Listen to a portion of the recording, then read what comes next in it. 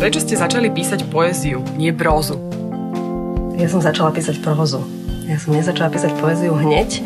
A poézia je taký zvláštny útvar, ktorý píše každý, keď sa naučí písať a zistí, že existujú rímy. Tak som začala rímovať aj ja niekedy v 7. triede základnej školy.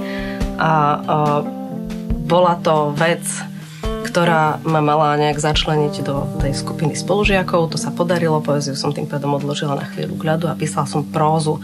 A próza je prirodzenejšia v istom veku a poézia bola vec natoľko citová a intimná, že som sa k nej dopracovala až 19 rokov, potom som už nevedela písať prózu.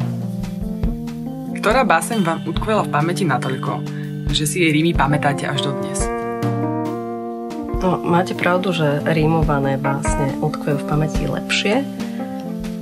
Nepamätám si žiadnu, ja nemám pamäť na básne a na rímovačky, pamätám si fragmenty, rovnako z Morho, ako aj z Hajnikovej ženy, pamätám si Lukáčove básne, pamätám si niektoré české z Kácela. Nedokázala by som zarecitovať žiadnu, ale ak ma to môže trošku obhájiť vo vašich očiach, nedokážem zarecitovať žiadnu svoju. Čo pre vás písanie znamená? Pracujete na ďalšom diele?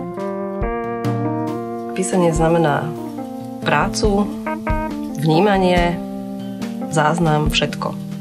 A teraz už pracujem sústredene na ďalšej knihe. Hoci niekedy to trvá 4 roky, niekedy to trvá 5 rokov, niekedy sa to začína tak postupne trúsiť, ale taká sústredená práca na knihe je už zmena vnímania, takéto vyšinutie sa smerom k tomu poetickému módu vnímania všetkého, čo ma stretne, takže teraz už sa niekedy nedokážem dostať do toho skutočného, pragmatického života tak ľahko, lebo vlastne sa musím odstaviť od toho poetického režimu.